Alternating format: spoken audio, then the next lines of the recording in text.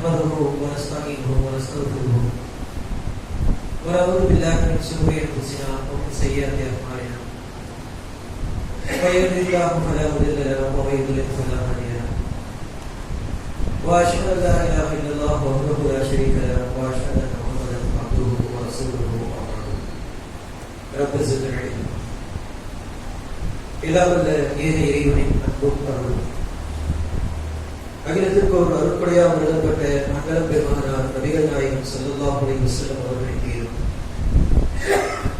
அவர்களின் வாழ்க்கை வழிகாட்டுதல்களை தங்களால் இயன்றளவு பின்பற்றி வாழ்ந்து மறைந்த நபித்தோழர்கள் மீதும் நபித்தோழியர்கள் மீதும் அல்லாஹ்வும் அல்லாஹ்வுடைய தூதரும் காட்டித்தந்த அடிப்படையில் இந்த ஜும்ஆ தொழுகையை நிறைவு செய்வதற்காக இங்கே குழுமி இருக்கக்கூடிய நம்மவர்கள் அனைவர்கள் மீதும் என்றென்றும் நிறுவட்டுமாக. எல்லாம் வல்ல அல்லாஹ்வின் நல்லடியார்களே, அல்லாஹ் ரப்பல் ஆலமீன் இந்த உலகத்திலே மனித சமுதாயத்தை படைத்து அவர்களுக்கு இஸ்லாம் எனும் வாழ்வியல் நெறியை தந்தருளி இருக்கின்றார்.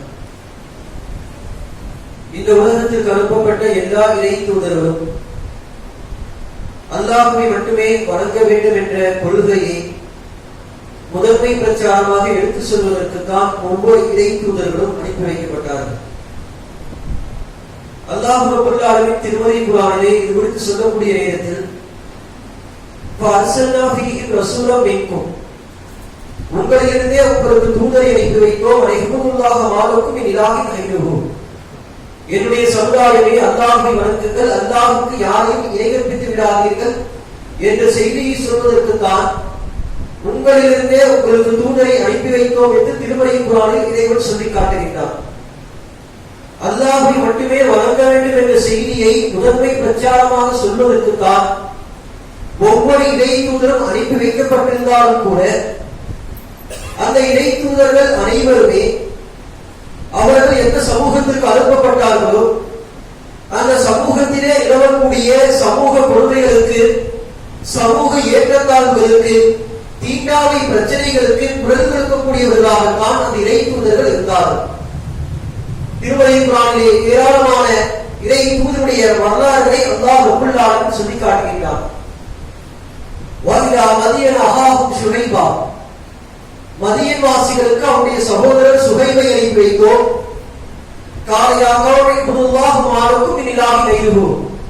என்னுடைய சமுதாயமே அல்லாஹ்வை வணங்குங்கள், அல்லாஹ்வுக்கு நீங்கள் யாரையும் இணைக்கப்படுத்தி விடாதீர்கள். வலா தன்குசுல் மிஹ்யான வல் மீசான், நீங்கள் அளவையிலும் நிறுவையிலும் மோசடி செய்து விடாதீர்கள். சுஹைப் அலைஹிஸ்ஸலாம் அவர்கள் சவுதி அரேபியாவிலே இருக்கக்கூடிய ஒரு மலைப்பகுதியிலே இருக்கக்கூடிய மக்களுக்கு இறைவனுடைய தூதராக அனுப்பி வைக்கப்படுகிறார்கள். அந்த மக்கள் அல்லாஹ்வுக்கு இணை கற்பிக்கக்கூடிய செயலை செய்து கொண்டிருக்கிறார்கள். அத்தோடு சேர்த்து பெரும் கொள்ளையர்களாகவும் பெரும் வணிகர்களாக இருக்கக்கூடிய அவர்கள் செய்யக்கூடிய வியாபாரத்திலே அளவு நிர்வையிலே மோசடி செய்யக்கூடியவர்களாக இருக்கிறார்கள். அப்படிப்பட்ட நேரத்தில் தான் சுஹைப் அலைஹிஸ்ஸலாம் அனுப்பி வைக்கப்படுகிறார்கள். அல்லாஹ்வை வணங்க வேண்டும் என்ற கொள்கையை சொல்வதற்கு மட்டுமல்லாமல் அந்த சமூகத்திலே நிலவக்கூடிய அந்த மோசடிகளை களைவதற்குமாகத்தான் அந்த இறை தூதர் அனுப்பி வைக்கப்படுகிறார்கள். அல்லாஹ்வுடைய தூதர் மூசா நபியுடைய வரலாறை குறித்து திருமறை குர்ஆனில் இறைவன் சொல்லி காட்டுகின்றார். நாம் தான் இறைவனுக்கெல்லாம் இறைவன் என்று பிரச்சாரம் செய்த பகிரங்கப்படுத்திய பிறவிடத்திலே அல்லாஹ்வை மூசா நபி அவர்கள் அறிமுகப்படுத்துகிறார்கள். அல்லாஹ்வை மட்டுமே வணங்க வேண்டும் என்ற கொள்கையை சொல்கிறார்கள். அத்தோடு சேர்த்து பிறவுன் அடிமைப்படுத்தி வைத்திருக்கக்கூடிய பனு இஸ்ரவேலர்களை, பனு இஸ்ரவேல் சமுதாயத்தை என்னோடு நீ அனுப்பிவிடு, அந்த சமுதாயத்திற்கு நீ விடுதலை அளிக்க வேண்டும் என்று சொல்லி மூசா நபி அவர்கள் அல்லாஹ்வை குறித்தும் அல்லாஹ் நாளை மறுமை நாளை குறித்தும் எச்சரிக்கை செய்வதோடு மட்டுமல்லாமல் அந்த சமூகத்திலே இருக்கக்கூடிய அந்த பிறவுன் அடிமைப்படுத்தி வைத்திருக்கக்கூடிய பனு இஸ்ரவேலர்களையும் தன்னோடு அனுப்ப சொல்லி அல்லாஹ்வுடைய தூதர் மூசா நபி அவர்கள் பிரச்சாரம் செய்கிறார். அல்லாஹ்வுடைய தூதர் நபிகள் நாயகம் ஸல்லல்லாஹு அலைஹி வஸல்லம் அவர்களை குறித்து அல்லாஹ் ரப்பல் ஆலமீன் அல்லாஹ்வுடைய தூதருக்கு முன்னால் வாழ்ந்த இறை தூதர்களுக்கு வழங்கப்பட்ட தௌராத்திலும் இன்ஜீலிலும் முஹம்மது நபியை குறித்து ஒரு முன்னறிவிப்பை அல்லாஹ் ரப்பல் ஆலமீன் செய்கிறார். அதை குறித்து அல்லாஹ் ரப்பல் ஆலமீன் திருமறை குர்ஆனில் சொல்லி காட்டுகிறார். அல்லதீன யத்தபிஊன ரசூல எழுத படிக்க தெரியாத இந்த முகம்மதை, இந்த தூதரை அவர்கள் பின்பற்றுகிறார்கள். அல்லது எதிர்வுலகம் மக்தூப இன்னமும் தௌராத்தி வல் இன்ஜீல், இந்த முகம்மதை குறித்து தௌராத்திலும் இன்ஜீலிலும் குறிப்பிடப்பட்டுள்ளதை காணுகின்றது. இவர் நன்மையை ஏவுவார், கெட்டதை தடுப்பார், நல்லதை ஆகுமாக்குவார், கெட்டதை அடாவாக்குவார். அந்த மக்களுக்கு மத்தியிலே இருக்கக்கூடிய சுமைகளை இந்த தூதர் இறக்கி வைப்பார். அந்த சமூகத்திலே அந்த சமூக மக்களை பிடித்திருக்கக்கூடிய சங்கிலிகளை இந்த தூதர் உடைத்தெறிவார். இந்த முகம்மது அந்த சமூகத்திலே இருக்கக்கூடிய பாதிக்கப்பட்ட மக்களுக்கு, பொறுமைப்படுத்தக்கூடிய மக்களுக்கு இந்த தூதர் குரல் கொடுப்பார் என்று அல்லாஹ் ரப்பல் ஆலமீன் முஹம்மது நபியை குறித்து திருமறை குர்ஆனில் சொல்லிக் காட்டுறார். இந்த உலகத்துக்கு அனுப்பப்பட்ட எல்லா இறை தூதர்களும் அல்லாஹ்வை மட்டுமே வணங்க வேண்டும் என்ற செய்தியை சொல்வதோடு மட்டுமல்லாமல் அந்த சமூகத்திலே நிலவக்கூடிய சமூக கொடுமைகளுக்கு எதிராக குரல் கொடுக்கக்கூடியவர்களாக இருந்தார்கள். அல்லாஹ்வுடைய தூதர் நபிகள் நாயகம் ஸல்லல்லாஹு அலைஹி வஸல்லம் அவர்கள் அந்த மக்களுக்கு தேசத்திலே, அந்த அரேபியர்களுக்கு மத்தியிலே இறைவனுடைய தூதராக அறிவிக்கப்படக்கூடிய நேரத்தில் ஏராளமான சமூக கொடுமைகள் அந்த மக்களுக்கு மத்தியிலே இருந்தது. குறைஷி வந்தவர்கள் மட்டும்தான் உயர்ந்தவர்கள், மற்ற சமுதாயத்தை சேர்ந்தவர்கள் எல்லாம் தாழ்ந்தவர்கள் என்கின்ற இனவெறி அந்த சமுதாயத்து மக்களுக்கு மத்தியிலே இருந்தது. அரபு மொழி பேசக்கூடியவர்கள் மட்டும்தான் உயர்ந்தவர்கள், மனிதர்கள். மற்றவர்கள் எல்லாம் மனிதர்களே இல்லை என்று சொல்லக்கூடியவர்களுக்கு அந்த மக்களிடத்திலே மொழிவெறி இருந்தது. வெள்ளை விளையாட்டு இருக்கக்கூடியவர்கள் தான் உயர்ந்தவர்கள், கருப்பிடத்தை சேர்ந்தவர்கள் எல்லாம் அடிமைகள் என்று சொல்லி அந்த மக்களிடத்திலே நிலவரி இருந்தது. அப்படிப்பட்ட சூழ்நிலையில் தான் அல்லாஹ்வுடைய தூதர் அந்த மக்களுக்கு மத்தியிலே இறைவனுடைய தூதராக அனுப்பி வைக்கப்படுகிறார். அல்லாஹ்வுடைய தூதர் அந்த மக்களுக்கு மத்தியிலே பிரச்சாரம் செய்கிறார். அந்த மக்களுக்கு மத்தியிலே எவ்வளவு பெரிய கொடுமைகள் எல்லாம் இருந்ததுன்னு சொன்னால், அந்த மக்களுக்கு காபிர்கள், குறைஷி மதத்தை சேர்ந்தவர்கள் காபா ஆலயத்தை வழிபடக்கூடியவர்களாக, தவாப் செய்யக்கூடியவர்களாக இருப்பார்கள். அப்போ அந்த தவாப் செய்யக்கூடிய நேரத்தில் குறைஷி மதத்தை சேர்ந்தவர்கள் மட்டும்தான் ஆடை அணிந்து காபாவை தவாப் செய்யக்கூடியவர்களாக இருப்பார்கள். மற்றவர்கள் நிர்வாணமாக, ஆண்களாக இருந்தாலும் பெண்களாக இருந்தாலும் காபாவை நிர்வாணமாக வலம் வரக்கூடியவர்களாகத்தான் அந்த சமுதாயத்தை ஆக்கி வைத்திருந்தார்கள். அந்த குறைஷி மதத்தால் யாருக்கு ஆடை கொடுக்கிறார்களோ அவர்கள் மட்டும்தான் காபாவை ஆடையோடு வலம் வரக்கூடிய ஒரு கடுமையான ஒரு சமூக ஏற்றத்தாலே அந்த சமூகத்திலே அந்த குறைஷி மதத்தால் நினைத்திருந்தார்கள். அப்படிப்பட்ட நேரத்தில் தான் அல்லாஹ்வுடைய தூதர் அந்த மக்களிடத்திலே அல்லாஹ்வுடைய வசனங்களின் மூலமாக பிரச்சாரம் செய்கிறார்கள். யா அய்யுஹன் நாஸ், மனிதர்களே, இன்னா ஹலக்னாக்கும் மின் தகரின் வ உன்ஸா, உங்கள் அனைவரையும் ஒரு ஆண் ஒரு பெண்ணிலிருந்து படைத்த உங்களை இறைவனை அஞ்சுங்கள். இன்னும் அல்லாஹ்வுடைய தூதர் அந்த மக்களுக்கு மத்தியிலே தொடர்ந்து பிரச்சாரம் செய்கின்றார்கள். யா அய்யுஹன் நாஸ், மனிதர்களே, இன்ன ரப்பக்கும் வாஹித், உங்கள் அனைவருடைய இறைவன் ஒரே ஒருவன் தான். வ இன்னா அபாக்கும் வாஹித், உங்கள் அனைவருடைய தந்தையும் ஒரே ஒருவன் தான். லா லி அரபியின் அலா அஜமியின் ஃபர்லுன், அரபு மொழி பேச தெரிந்தவருக்கு பேச தெரியாதவரை விட எந்த சிறப்பும் கிடையாது. வலாலி அரபியின் அலா அஜமியின் ஃபர்லுன், அரபு மொழி பேச தெரியாதவருக்கு அரபு மொழி பேச தெரிந்தவரை விட எந்த சிறப்பும் கிடையாது. வெள்ளையரை விட கருப்படைக்கு எந்த சிறப்பும் கிடையாது, கருப்படை விட வெள்ளையருக்கு எந்த சிறப்பும் கிடையாது. ஏனென்றால் கருப்படை பெற்றெடுத்தவன் ஒரே ஒரு தந்தை தான், வெள்ளையரை பெற்றெடுத்தவன் ஒருவன் தான். நீ உயர்ந்தவன் குறைஷி குலம் என்று சொல்லலாம், குறைஷி குலத்தை பெற்றெடுத்தவன் ஒரே ஒருவன் தான், உங்கள் அனைவருக்கும் ஒரே ஒருவன் தான் இறைவன் என்று சொல்லி அல்லாஹ்வுடைய தூதர் இந்த சமூகத்தில் இருக்கக்கூடிய ஏற்றத்தாழ்வுகளை உடைத்தெறிகிறார்கள். எந்த அளவுக்கு என்றால், அல்லாஹ்வுடைய தூதர் வாழ்ந்த காலத்திலே கருப்பின மக்களை அடிமையாக கொடுமைப்படுத்தக்கூடிய ஒரு மிகப்பெரிய ஒரு சோகமான ஒரு சம்பவம் தான் நடந்திருக்கின்றது. பிலால் ரலியல்லாஹு அவர்கள் இஸ்லாத்தை ஏற்றுக்கொண்டவர்களாக இருக்கிறார்கள், ஒரு கருப்பினத்தை சேர்ந்தவர்களாக இருக்கிறார்கள். அதன் காரணமாக பிலால் ரலியல்லாஹு அவர்களை அந்த ஊரில் இருக்கக்கூடிய சிறுவர்கள் பாலைவனத்திலே அந்த சுகக்கூடிய மணலிலே அவர்களை கையில் கட்டி இழுத்து செல்லக்கூடியவர்களாக அந்த மக்கள் அந்த அளவுக்கு கொடுமைப்படுத்துவார்கள். அப்படிப்பட்ட பிலால் ரலியல்லாஹு அவர்களை அல்லாஹ்வுடைய தூதர் எந்த இடத்தில் வைத்து பார்த்தார்கள்?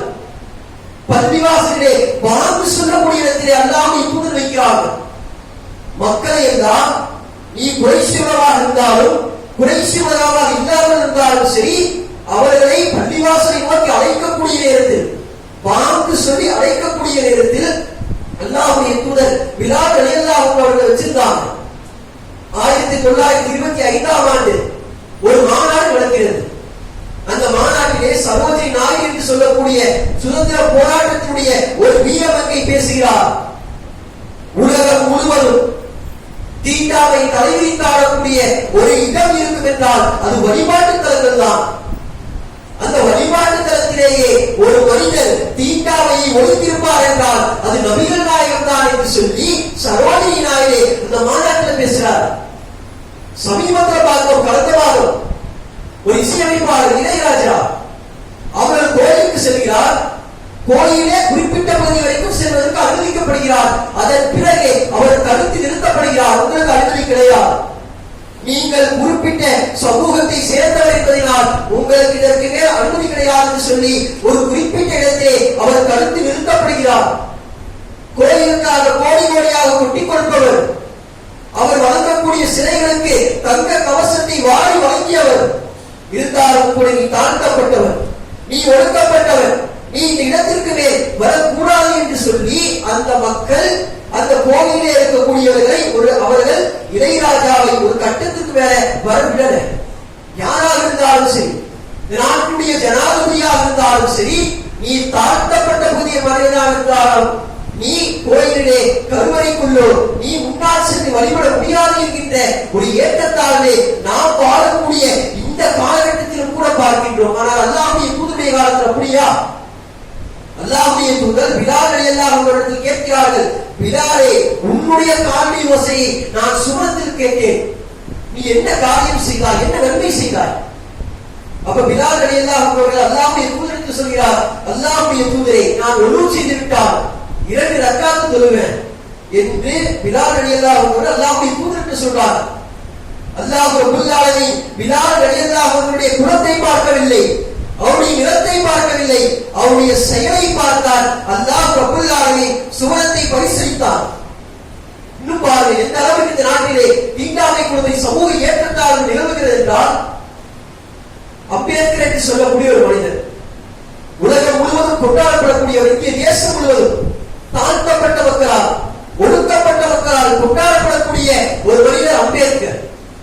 அந்த அம்பேத்கருடைய உண்மையான பெயர் பீமாராவ் ராம்ஜி. அம்பேத்கர் என்பது அவருடைய ஆசிரியருடைய பெயர். அவருடைய ஆசிரியர் தன்னுடைய பெயரை, பிராமண சமூகத்தை சேர்ந்த அந்த ஆசிரியர் தன்னுடைய பெயரை தன்னுடைய மாணவருக்கு வைத்து அழகு பார்க்கிறார். இந்த சம்பவம் காட்டுத்தீ போல அந்த பகுதியிலே பரவுகிறது. ஒட்டுமொத்த மக்கள், குறிப்பிட்ட சமுதாயத்தை சேர்ந்த அந்த குறிப்பிட்ட மக்கள் ஒரு தீர்மானத்தை நிறைவேற்றுகிறார்கள். என்ன தீர்மானம்? அம்பேத்கர் என்று சொல்லக்கூடிய இந்த பெயர் ஒரு தாழ்த்தப்பட்ட சமூகத்தை சேர்ந்தவருக்கு வைக்கப்பட்டு விட்டது, அதனால் இந்த பெயரை நாம் யாரும் வைக்கவே கூடாது என்று ஒரு தீர்மானத்தை நிறைவேற்றுகிறார்கள். எப்படிப்பட்ட சமுதாயம்! ஆனால் அல்லாஹ்வுடைய தூதர் நபிகள் நாயகம் ஸல்லல்லாஹு அலைஹி வஸல்லம் அவர்கள் உருவாக்கிய சமுதாயத்தை பாருங்கள். அல்லாஹ்வுடைய தூதர் உருவாக்கிய சமுதாயம் எப்படிப்பட்ட சமுதாயம் என்றால், உமர் பின் கத்தாப் ரலியல்லாஹு அன்ஹு அவர்கள் தன்னுடைய பேர பிள்ளைக்கு பிலால் என்று பெயர் வைக்கிறார்.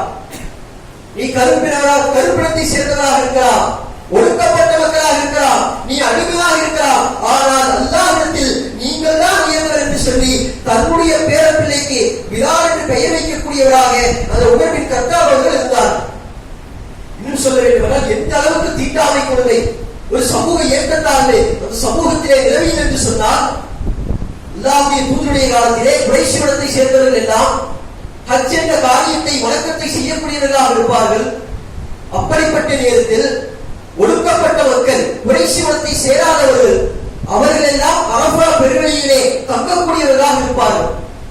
குறைஷி குலத்தால் காபாவின் எல்லையாக இருக்கக்கூடிய முஸ்தலிஃபாவிலே தங்கிக் கொள்வார்கள். உயர்ந்த குலத்தை சேர்ந்தவர்கள் முஸ்தலிஃபா, தாழ்ந்த குலத்தை சேர்ந்தவர்கள் எல்லாம் அரபாவிலே தங்கிக் கொள்ள வேண்டும் என்கின்ற ஒரு சூழல் அந்த நேரத்திலே கடைபிடிக்கப்பட்டுக் கொண்டிருந்தது. ஒரு தீண்டாமை கடைபிடிக்கப்பட்டுக் கொண்டிருந்தது. அந்த நேரத்தில் அல்லாஹ் ரப்பல் ஆலமீன் ஒரு வசனத்தை இறக்குகின்றான். சும்மா அஃபீரு மின் ஐஸு அஃபரன்னாஸ் வஸ்தக்ஃபிருல்லாஹ். மக்கள் எல்லாம் எங்கிருந்து புறப்படுகிறார்களோ அங்கிருந்து நீங்களும் புறப்படுங்கள். அல்லாஹ் ரப்பல் ஆலமீன் அல்லாஹ்வுடைய தூதருக்கு கட்டளை பிறப்பிக்கின்றான். இந்த தாழ்த்தப்பட்ட மக்கள் என்று சொல்லக்கூடிய குறைஷி இனத்தை சாராதவர்கள் அரஃபா பெருவழியிலே தங்குகிறார்கள், அங்கேயே நீங்களும் போங்கள், அத்தனை முஸ்லிம்களும் போங்க என்று சொல்லி அல்லாஹ் ரப்பல் ஆலமீன் அல்லாஹ்வுடைய தூதருக்கு உத்தரவை பிறப்பிக்கின்றார். அல்லாஹ்வுடைய தூதர் சொல்றாங்க, அல் ஹஜ்ஜு அரஃபா, அரஃபாவில் ஒன்று கூடினால் மட்டும்தான் ஹஜ்ஜு கூடும் என்று அல்லாஹ்வுடைய தூதர் ஒரு பிரகடனம் செய்கிறார்கள். ஒட்டுமொத்த முஸ்லிம்கள் குறைஷிகளும் இல்லாதவர் என்று சொல்லி அத்தனை மக்களுமே அந்த அரஃபா பெருவழியிலே ஒன்று கூடுகிறார்கள். அத்தனை மக்கள், அதுவரைக்கும் தாழ்த்தப்பட்ட மக்களும் தான், தாழ்த்தப்பட்ட மக்கள் மட்டும்தான் அரஃபாவிலே கூட வேண்டும் என்கின்ற அந்த நவீன தீட்டாவை அல்லாஹ்வுடைய தூதர் அந்த இடத்திலே அடித்து நொறுக்குகிறார்கள். அல்லாஹ்வுடைய தூதர் அந்த இடத்திலே ஒரு உரையாற்றுகிறார்கள் அந்த மக்களை நோக்கி, இந்த குல்ல ஷைஇன் மின் ஆமிரில் ஜாஹிலியா, அறியாமை காலத்தினுடைய மூட பழக்க வழக்கங்கள் எல்லாம் மௌலூஹு தகத கதமாய் என்னுடைய இரு பாதங்களுக்கு கீழே போட்டு புதைத்து விட்டேன். அல்லாஹ்வுடைய தூதர் அதை புதைத்து விட்டு தான் பேசிட்டு இருக்காங்க. அது வரைக்கும் பிற சமுதாயத்தை சேர்ந்தவர்கள் குறைஷிகளை தவிர மற்றவர்கள் மட்டும் அரஃபாவுக்கு போவாங்க. ஆனால் அத்தனை சமுதாயமும் குறைஷிகள் உட்பட அத்தனை நபர்களையும் அல்லாஹ்வுடைய தூதர் அரஃபாவிலே ஒன்று கூட வைத்தார்கள். முஸ்தலிஃபாவிலே குறைஷிகள் மட்டும்தான் ஒன்று கூடுவார்கள். அல்லாஹ்வுடைய தூதர், நீங்கள் குறைஷி மதத்தை சேராதவர்களும் நீங்களும் அந்த முஸ்தலிஃபாவுக்கு வர வேண்டும் என்று அல்லாஹ்வுடைய தூதர் கட்டளையிட்டார்கள். அல்லாஹ்வுடைய தூதர் ஒட்டுமொத்தமாக அல்லாஹ்வுடைய தூதர் செய்த ஒரே ஒரு ஹஜ்ஜி இறுதி ஹஜ்ஜிலே இந்த சமூக கொடுமையை அல்லாஹ்வுடைய தூதர் ஒன்றுமில்லாமல் ஆக்குகிறார். அதுவரைக்கும் நீ உயர்ந்த குலம் தாழ்ந்த குலம் என்று சொல்லி அந்த மக்களுக்கு மத்தியிலே இனவேதம் என்று சொல்லி மொழிவேதம் என்று சொல்லி அவங்களுக்கு இடையே பிரிவினை இருந்தது. ஆனால் அனைத்தையும் அல்லாஹ்வுடைய தூதர் ஒன்றுமில்லாமல் ஆக்குகிறார். இது அல்லாஹ்வுடைய தூதருடைய காலத்தில் பாருங்க. அல்லாஹ்வுடைய தூதருடைய காலத்திலே மக்சூமியா என்று சொல்லக்கூடிய ஒரு குலம் இருந்தது. அது குறைஷி குலத்தினுடைய ஒரு பிரிவாக இருக்கக்கூடிய குலம், உயர்ந்த குலம் என்று சொல்லக்கூடிய ஒரு குலம். அந்த குலத்தை சேர்ந்த ஒரு பெண்மணி திருடிவிட்டார். அப்ப அந்த சமுதாயத்தை சேர்ந்த மக்சூமியா குலத்தை சேர்ந்த மக்கள் எல்லாம் ஒரு ஆலோசனை செய்கிறார்கள். என்ன ஆலோசனை என்றால், நாம் அல்லாஹ்வுடைய தூதரிடத்திலே இந்த பெண்மணியை கொண்டு போய்விட்டோம் என்றால் அல்லாஹ்வுடைய தூதர் கையை வெட்டி தண்டனையை நிறைவேற்றி விடுவார்கள். அதன் காரணமாக நாம் அல்லாஹ்வுடைய தூதரிடத்திலே பரிந்து பேச வேண்டும் என்று சொல்லி அல்லாஹ்வுடைய தூதரிடத்தில் பரிந்து பேசுவதற்காக உசாமாவை அனுப்பி வைக்கிறார்கள். அல்லாஹ்வுடைய தூதருக்கு நெருக்கமான உசாமா என்ற நபித்தோழரை அனுப்பி வைக்கிறார்கள். அவரும் போய் அல்லாஹ்வுடைய தூதரிடத்தில் பரிந்து பேசுகிறார். அல்லாஹ்வுடைய தூதர் அதை கேட்ட மாத்திரம் கடுமையான கோபம். அத்தஷ்வஹு, அல்லாஹ்வுடைய தண்டனை விஷயத்தை நீ சிபாரிசு செய்கிறாயா? இன்னமா அஹ்லகல்லதீன மன்கான கப்லக்கும், நமக்கு முன்னால் வாழ்ந்த சமூகங்கள் எதற்காக அழிக்கப்பட்டார்கள் தெரியுமா?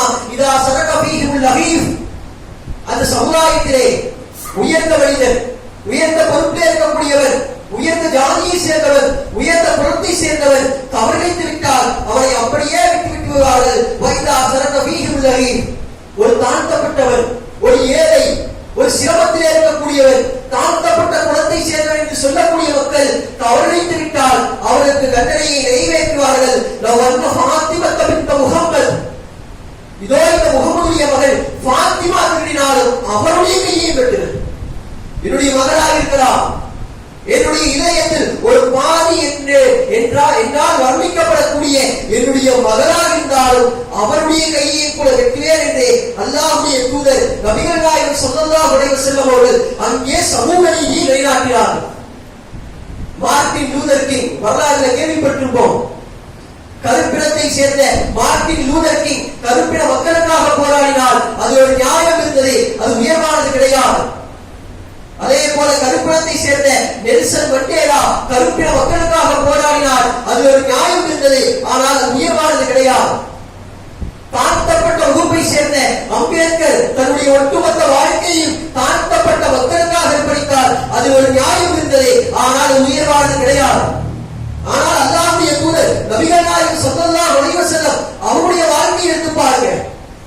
அந்த சமுதாயத்திலே மிகவும் உயர்ந்த குலம் என்று சொல்லக்கூடிய குறைஷி குலத்தை சேர்ந்த அல்லாஹ்வுடைய தூதர் தாழ்த்தப்பட்ட மக்களுக்காக போராடினார். அந்த சமுதாயத்திலே அரபு மொழி பேசக்கூடிய அல்லாஹ்வுடைய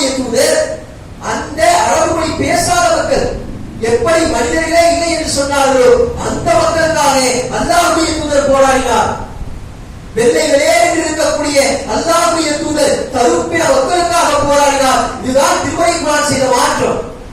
அல்லாஹ்வுடைய தூதர் அல்லாஹ்வுடைய வசனங்களின் மூலமாக அந்த மக்களுக்கு மத்தியிலே கடுமையான பிரச்சாரத்தை செய்கின்றார்கள். தன்னுடைய ஒட்டுமொத்த 23 ஆண்டு கால பிரச்சாரத்தில் அல்லாஹ்வுடைய தூதர் அத்தனை சமூக ஏற்றத்தார்களையும் வேரடி மண்ணோடு ஒழித்து கட்டினார்கள். இஸ்லாமிய மார்க்கம் மட்டும்தான் தீண்டாமையும் சாதிய சனாதன கொள்கைகளையும் ஒழித்து கட்டக்கூடிய ஒரே மார்க்கம். அதன் காரணமாகத்தான் இந்த மார்க்கத்தை நோக்கி மக்கள் கூட்டம் கூட்டமாக வந்து கொண்டிருக்கிறார்கள்.